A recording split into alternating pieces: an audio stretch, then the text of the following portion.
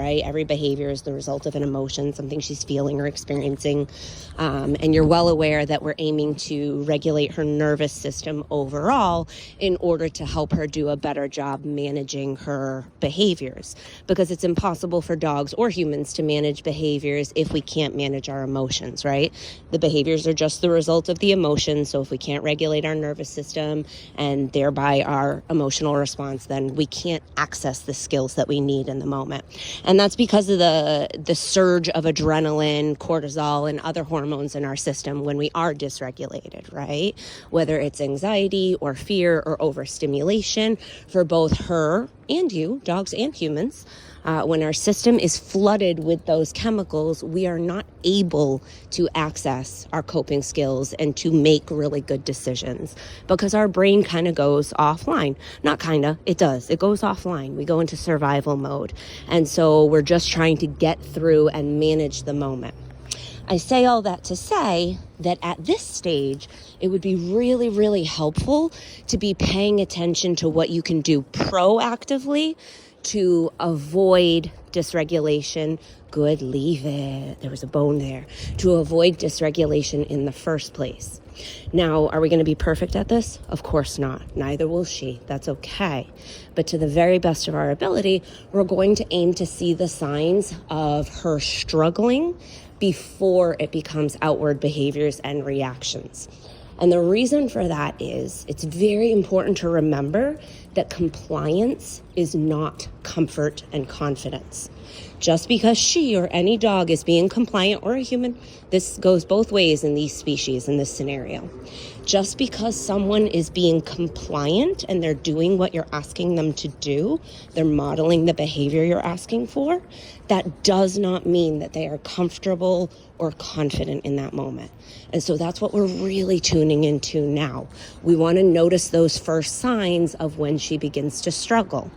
Most often for Suha, that is really dilated pupils, right? They get really big, really black, really intense.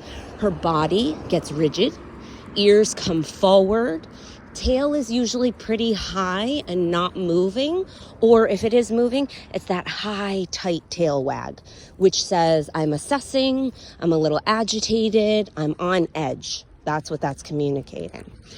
What are some of the other things? Freezing, so just stopping, staring, a hard stare, a lot of frantic or agitated movement. So if she's doing like this, like she's really good right now, she's chill, she's staying to the right side. This is a good example of when she's doing well, her nervous system is regulated, this is the sort of behavior she can model.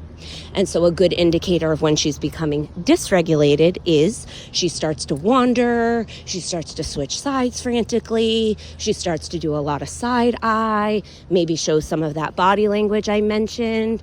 Did you see it there? For just a second. And then she pulled it back. Good girl. But the ears went really forward. Yes. Head went really high. And then she kind of looked around and was like, okay, all right, I'm okay.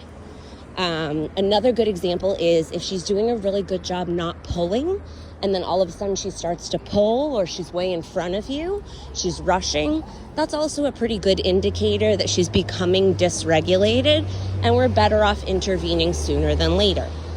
And so all of that to say, we're noticing these things, we're paying attention to these things so that we have the opportunity to proactively help her manage them when the emotions are not so big, when they're not out of control.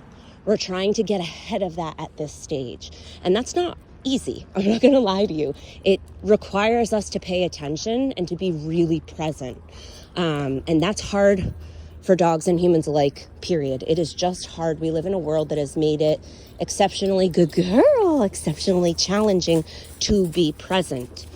And so that's what we're working on collectively. We're going to be present. We're going to notice those little signs, and we're going to intervene sooner than later to help her get even more regulated, even more calm and confident, and to avoid reactions outwardly altogether. Ideally, we're looking for comfort and confidence, not just compliance. We want all of those things to the best of our ability and hers, right? And so a couple of things that you can work on in addition to noticing those body language cues that I just mentioned. Lean into, in addition to like being proactive, interrupting and redirecting, helping her get distance, right? Distance is always your best friend when she starts to struggle. Immediately do a 180, use that sing-songy, let's go, and then move away from the thing. In addition to that, we are always communicating clearly when she's on the right track, even if she's struggling to do it. So a good example is, let's say, hypothetically, we goofed up, we didn't get ahead of it, she outwardly reacts. As we notice her doing things like trying to move towards us, trying to move with us, giving us a side eye, even if it's fleeting, we're praising and rewarding those things. She's probably not going to take food in those moments. That's okay. But you do want to make sure that you're praising. You want to make sure that you're narrating when she's doing a good job. Good choice, Suha. Good girl. Good look. Good moving with me. Good let's go. The words are not important. Your tone and your energy are. Your timing, your tone, good girl, and your energy. Oh my gosh, girl, get that. Are the most important thing when it comes to letting her know she's on the right track. The words, less so. Words are important when it comes to cueing, which we can talk about in a separate video. Good sniff, good leave it, good girl. The next management cue, the pattern game. So we use that. Suha, ready? Set, catch. Yes, good girl, very good. I would practice that often when you don't need it, so that she's better able, more easily able to do it in crisis moments where it would be really helpful for her to do. She's pretty consistent at it with me thus far, but it's always a good idea to practice. The last thing I'll say is don't underestimate the power of just narrating what's going on.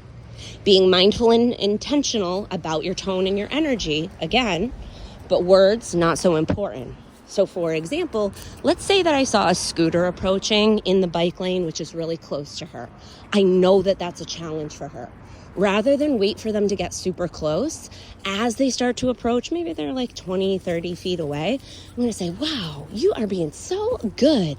Do you see that scooter coming our way? My goodness, they're driving so fast. I can't believe that they're coming this way. Isn't that crazy?